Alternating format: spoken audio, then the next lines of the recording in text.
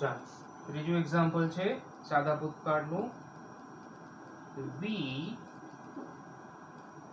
Boat, bought એટલે ખરીદવું.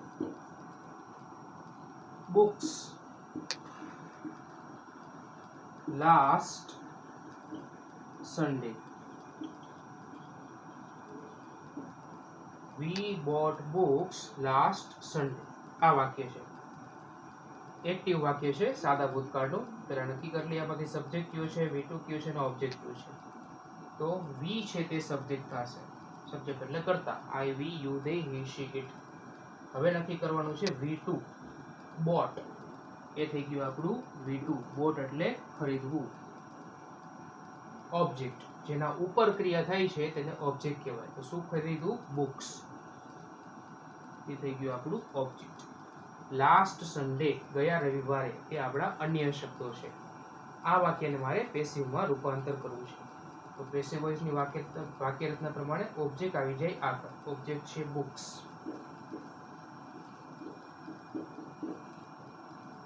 Object પછી વોઝ કે વેર. બુક્સ ધ્યાનથી સાંભળજો, અહીંયા સમજવાનો પ્રયત્ન કરજો. અગત્યની વસ્તુ આવે છે કે આની સાથે વોઝ આવે કે વેર આવે. બુક્સ આમ જોવા જઈએ તો ઈટમાં આવે, નિર્જીવ વસ્તુ છે. ચોપડી, ચોપડી નિર્જીવ વસ્તુ છે એટલે ઈટમાં આવે. પરંતુ અહીંયા બહુવચન છે બુક્સ, બરાબર, એટલે તે આવી જાય ધ્યેયમાં. ફરી એક વખત સમજાવું છું. ખરેખર બુક હોય, ચોપડી હોય તે નિર્જીવ વસ્તુ છે. તો આપણે બધા એમ થાય કે નિર્જીવ વસ્તુ છે તો ઈટમાં આવે, બરાબર. પરંતુ અહીંયા એક કરતા વધારે છે, પાછળ એસ છે, બહુવચન છે. બુક્સ, ચોપડીઓ એક કરતા વધારે છે એટલે તે ધ્યેયમાં આવે. એટલે ધ્યેયની સાથે આપણે શું મૂકીએ? વેર મૂકીએ. બુક્સ વેર. આપણું ઓબ્જેક્ટ આગળ લઈ લીધું. એની આરે ટુ બી નું રૂપ વેર, બહુવચન છે એટલે વેર. હવે V2 બોટ છે એને આપણે V3 માં ફેરવવું પડે. તો બોટ એ બાય નું V2 છે. બાય છે આપણું V1 થઈ ગયું. બોટ V2 અને આનું V3 થશે બોટ. બોટનું બોટ. V2 અને V3 બંને સરખા. પેસિવ વોઇસ છે એટલે બાય. અહીંયા સબ્જેક્ટ છે V, તો V નું થઈ જશે અસ. અન્ય શબ્દો પાછળ છે એમ જ આપણે મૂકી દેસી. Last Sunday. ચલો ક્લિયર છે. હવે આની સાથે હું બીજી એક PDF ફાઇલ પણ મોકલીશ જે તમારું હોમવર્ક હશે. સાદા ભૂતકાળના હું 10 વાક્યો તમને આપીશ કે જેનો તમારે એક્ટિવમાંથી પેસિવ બનાવવાનું રહેશે, બરાબર. પ્રયત્ન કરવાનો છે. સરળ છે, પણ પેલું જે બીજું PDF નું લિસ્ટ છે V1, V2 અને V3 નું તે સાથે રાખજો, નહીતર એમનેમ તમારી રીતે V3 તમે નક્કી નહીં કરી શકો. ચાલો હવે ભૂતકાળના બીજા કાળ તરફ આપણે આગળ વધીએ. એ છે આપણો ચાલુ ભૂતકાળ.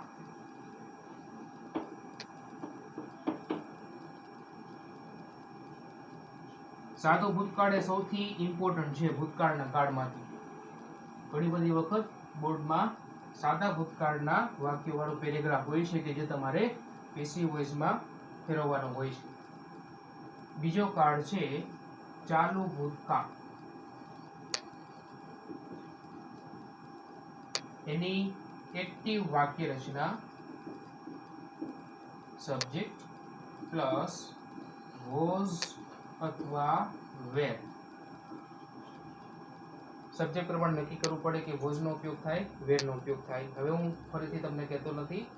આની પહેલાના કાળમાં તમને ખબર છે કે કયા સબ્જેક્ટ સાથે વોઝ આવે, કયા સબ્જેક્ટ સાથે વેર આવે.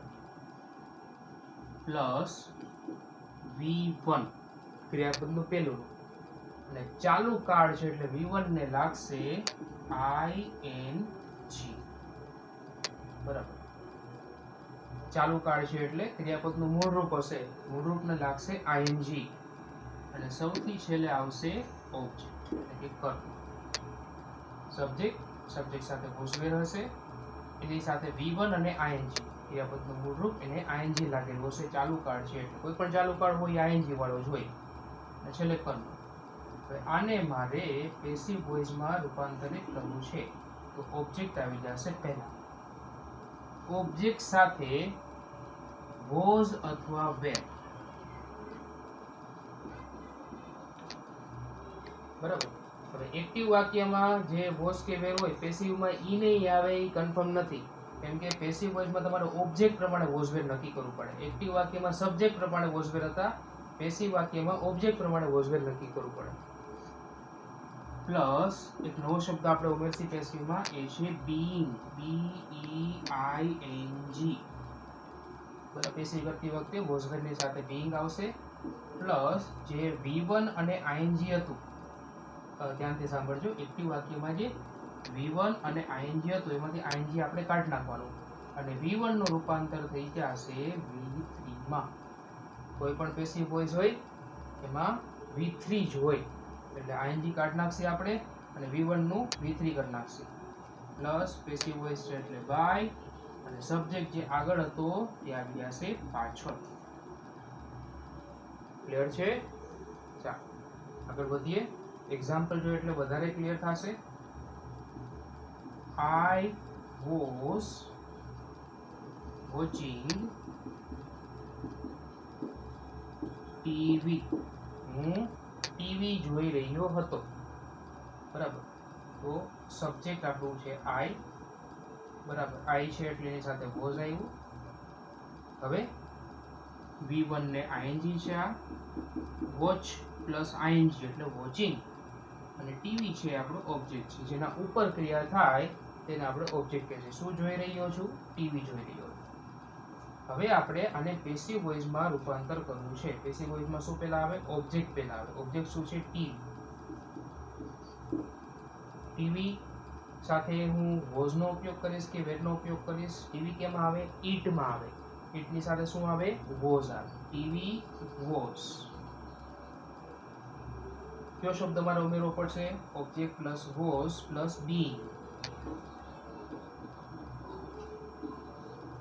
TV was being. હવે મારે V1 ING છે, બરાબર, એક્ટિવમાં જે V1 ING છે વોચિંગ, એમાંથી ING હું દૂર કરી નાખીશ. વોચિંગ છે એમાંથી ING દૂર કરું તો મારી પાસે રહેશે વોચ. વોચ નું મારે ત્રીજું રૂપ અહીંયા વાપરવું પડશે. પેસિવ વોઇસમાં ત્રીજું રૂપ હોય એટલે વોચ નું ત્રીજું રૂપ થશે વોચ. પેસિવ વોઇસ છે એટલે બાય હું એડ કરીશ. બાય I નું શું થઈ જશે? મી. ટીવી થયું મારું ઓબ્જેક્ટ, એ છેલ્લે હતું વાક્યમાં આવી ગયું આગળ. ટીવી ઈટમાં આવે એટલે એની સાથે મેં વોઝ નો ઉપયોગ કર્યો. ચાલો ભૂતકાળનું મારે પેસિવ કરવું છે એટલે બીઇંગ શબ્દ મારે ઉમેરવો પડે. V1 ING હતું તેમાંથી ING દૂર કર્યું, V1 બાકી રહ્યું વોચ. વોચ નું ત્રીજું રૂપ વોચ્ડ, વોચ ની પાછળ લાગ્યું ED, ત્રીજું રૂપ થઈ ગયું. પેસિવ વોઇસ છે એટલે બાય, અને I કે જે સબ્જેક્ટ આગળ હતું એક્ટિવ વોઇસમાં તે આવી ગયું પાછળ, I નું થઈ ગયું મી. ચાલો જે એક આપણે એક્ઝામ્પલ જોઈએ.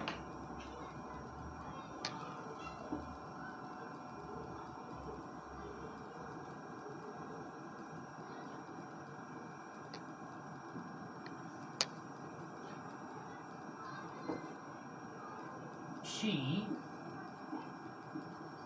was taking breakfast. She was taking breakfast. તેણી સવારનો નાસ્તો લઈ રહી હતી. She એટલે તેણી, બ્રેકફાસ્ટ એટલે સવારનો નાસ્તો, ટેકિંગ એટલે લેવું. તેણી સવારનો નાસ્તો લઈ રહી હતી. આ વાક્ય છે. તો નિયમ પ્રમાણે આપણે સબ્જેક્ટ નક્કી કરશું. તો she થઈ ગયો આપણો સબ્જેક્ટ. કર્તા તરીકે she છે, તેની સાથે આવ્યું was. ચાલુ ક્રિયા છે એટલે ક્રિયાપદને લાગ્યું ING, V1 plus ING. Take છે TAKE, એ આપણું V1 થયું, એને લાગ્યું ING. ચાલુ ક્રિયા છે એટલે ટેકિંગ, અને જેના ઉપર ક્રિયા થઈ છે એને કહેશે આપણે ઓબ્જેક્ટ. તો ટેકિંગ એટલે લેવું. શું લઈ રહી છે? બ્રેકફાસ્ટ, સવારનો નાસ્તો, એ થઈ ગયો આપણો ઓબ્જેક્ટ. આને આપણે પેસિવ વોઇસમાં કન્વર્ટ કરવાનું છે. તો નિયમ પ્રમાણે ઓબ્જેક્ટ આવી જાય આગળ. તો આ વાક્યમાં ઓબ્જેક્ટ કયું છે? બ્રેકફાસ્ટ.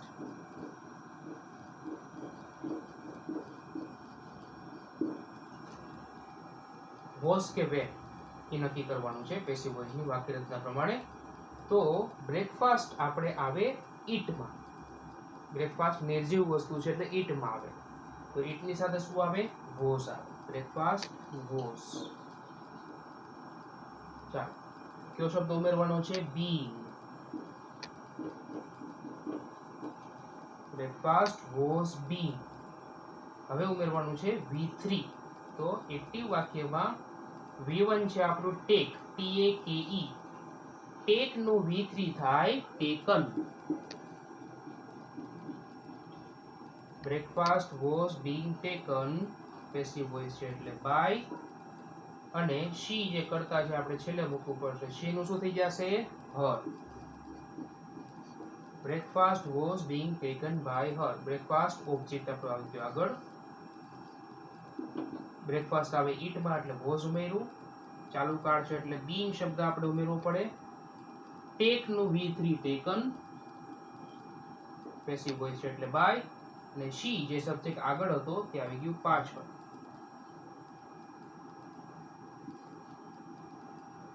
ચાલો, ચલો એક એક્ઝામ્પલ જોઈ લઈએ.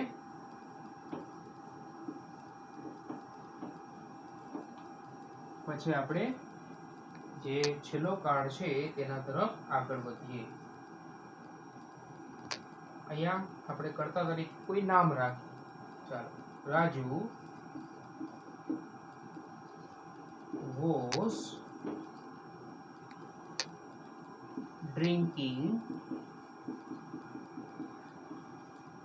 water. આ વાક્ય છે. Raju was drinking water. Raju પાણી પી રહ્યો હતો. ડ્રિંકિંગ એટલે પીવું, વોટર એટલે પાણી. તો એક્ટિવ વાક્ય રચનામાં પ્રમાણે આપણે નક્કી કરીએ સબ્જેક્ટ કયું છે, પછી V1 ING ક્યાં છે, ઓબ્જેક્ટ કયું છે. તો Raju, IVU they he she it. તો રાજુ આવે આપણે he માં. તો એ થઈ ગયું આપણું સબ્જેક્ટ. he ની સાથે શું આવે? was આવે. ડ્રિંક, ડ્રિંક એટલે પીવું, એને લાગ્યું ING. ચાલુ કાર્ડ છે એટલે. તો આ થયું આપણું V1 પ્લસ ING. શું પી રહ્યો છે? પાણી પી રહ્યો છે. તો વોટર થઈ ગયું આપણું ઓબ્જેક્ટ. આને મારે પેસિવ વોઇસમાં રૂપાંતરિત કરવાનું છે. તો ઓબ્જેક્ટ આવી જાય પહેલા પેસિવ વોઇસમાં. ઓબ્જેક્ટ શું છે? વોટર. વોટરની સાથે મારે વોઝ કે વેરનો ઉપયોગ કરવો પડે, બરાબર? એટલે વોટર આવે ઈટમાં. IVU they he she અને it. ઈટની સાથે શું આવે? વોઝ આવે. Water was. ચાલુ ભૂતકાળ છે એટલે બીંગ શબ્દ હું ઉમેરીશ. Water was being. હવે V1 ને મારે V3 માં રૂપાંતરિત કરવું પડશે. તો V1 આપણું છે ડ્રિંક. ડ્રિંક નું V3 થાય ડ્રંક, DRUNK. લિસ્ટમાં તમે ટેલી કરી શકો છો કે મેં તમને જે મોકલાવેલું છે તે. Water was being drunk by નામ આપ્યું છે, બરાબર? he નું him થાય, she નું her થાય. અહીંયા નામ આપ્યું છે તો નામનું નામ જ આપણે રાખશું, બાય રાજુ. નામનું હંમેશા નામ જ રહે. તો એક્ટિવ વાક્યનો ઓબ્જેક્ટ હતું વોટર, તે આવી ગયું આગળ. વોટર આવે ઈટમાં, ઈટની સાથે આવે વોઝ. ચાલુ કાળ છે, ચાલુ ભૂતકાળ છે એટલે આપણે શબ્દો ઉમેરો બીંગ. V1 છે ડ્રિંક, એનું થઈ ગયું ડ્રંક. V3 પેસિવ વોઇસ છે એટલે બાય. અને સબ્જેક્ટ જે આગળ હતો એક્ટિવ વાક્યમાં તે આવી ગયો પાછળ. ચાલો, ક્લિયર છે આટલું? આના પણ હું 10 વાક્યો હોમવર્કમાં આપું છું. એ પણ તમારે પેસિવ વોઇસમાં રૂપાંતરિત કરવાનો પ્રયત્ન કરવાનો. હવે આપણે ભૂતકાળનો જે ત્રીજો કાળ છે તેના તરફ આપણે આગળ વધીએ. અને એ છે પૂર્ણ ભૂતકાળ.